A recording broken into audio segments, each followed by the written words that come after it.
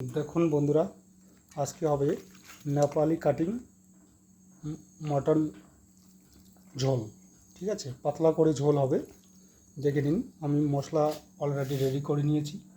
দুটো টমেটো, ঠিক আছে, একটা পেঁয়াজ ফোড়নের মধ্যে থাকবে, একটুখানি আদা, দুটো আলু, দুটো তেজপাতা, একটুখানি রসুন, আর 20-22টা কাঁচা লঙ্কা। আর এদিকে যেগুলো মশলা লাগবে আমি একটা একটা করে দিতে থাকবো।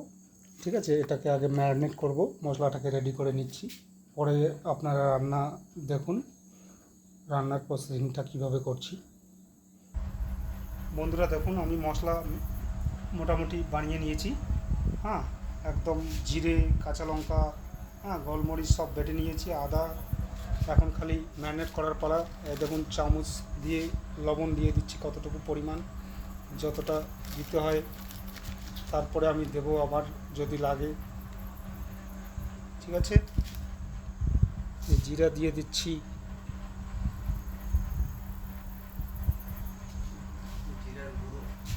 জিরের গুঁড়ো দিয়ে দিচ্ছি অল্প একটু হালকা করে, একটু ধনিয়ার গুঁড়ো দিয়ে দিচ্ছি হালকা করে। ঠিক আছে, সব মশলা আমরা একদম খুব কম পরিমাণে দিই। হলুদটা মোটামুটি একটুখানি দিয়ে দিলাম।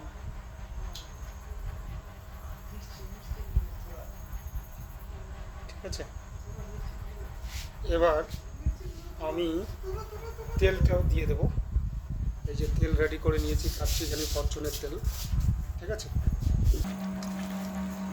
এই বন্ধুরা দেখুন, আমি ম্যারিনেট অলরেডি শুরু করে দিয়েছি। পরিমাণ মতো তেল দিয়ে দিয়েছি, পরিমাণ মতো সব মশলা দিয়ে দিয়েছি। আর খাসিটা কিন্তু দেখে নেবেন, নেপালি কাটিং খাসি।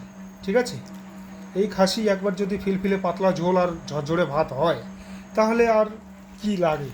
শুধু খাসির ঝোল দিয়ে আপনারা ভাত পুরো মেরে দেবেন।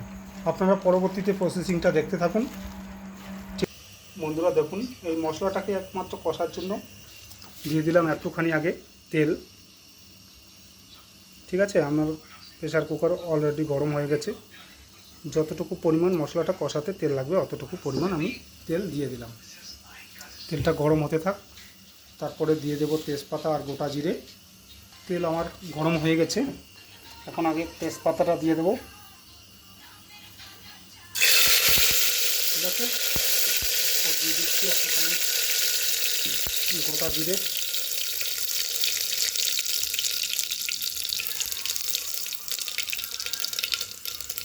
তারপরে মশলাটাকে আমি টমেটো আর পেঁয়াজটাকে একটু কষিয়ে নেব ভালো করে। ঠিক আছে,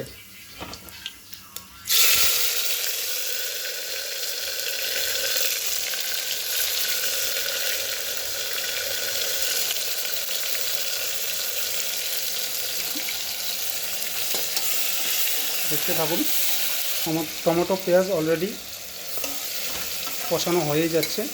এখন আমি পেস্ট মশলাটাকে কষিয়ে নেবো এর সাথে।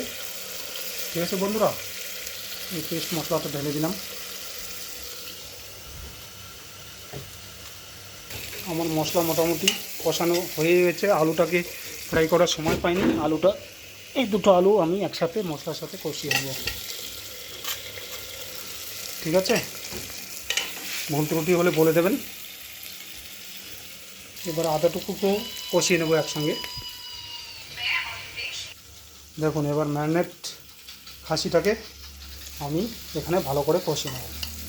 ঠিক আছে, দেখুন বন্ধুরা, নেপালি কাটিং খাসি অলরেডি আমাদের কষানো হওয়ার দিকে। এটাতে একটু গরম জল দিয়ে 3-4টে সিটি মেরে দেবো, যাতে সিদ্ধটা হবে। তারপর ফিলফিলে পাতলা ঝোল বানিয়ে নেব। ঠিক আছে, দেখুন বন্ধুরা, আমাদের মটন অলরেডি ফাইনালের দিকে কষানো। ঠিক আছে, এটাকে পাতলা ঝোল করতে গেলে এখন আমরা দিয়ে দেব একটু গরম জল।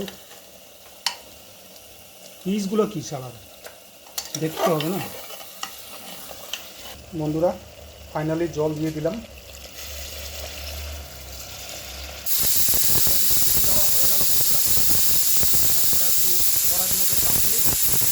কমিয়ে দেব বন্ধুরা। ফাইনালি আমার খাসির মাংস একদম হয়ে গেছে। কালার কেমন হয়েছে বলবেন। কালার অত ভালো করতে পারি নাই, কারণ আমরা ওই লাল মির্চি দেই না, ঠিক আছে, ওটা খাওয়া আমাদের অভ্যাস নেই। কালার বেশি ভালো বানাতে পারি না, কিন্তু আশা করি এই ঝোলটা, এই পাতলা ঝোলটা দিয়ে যদি খান ঝরঝরে ভাত, একদম আর কিচ্ছু লাগবে না। কিন্তু তার সাথেও আমরা রেডি করেছি পাঁপড় ফ্রাই, ঠিক আছে। ধন্যবাদ। যদি ভিডিওটা ভালো লাগে লাইক শেয়ার করতে ভুলবেন না। নমস্কার।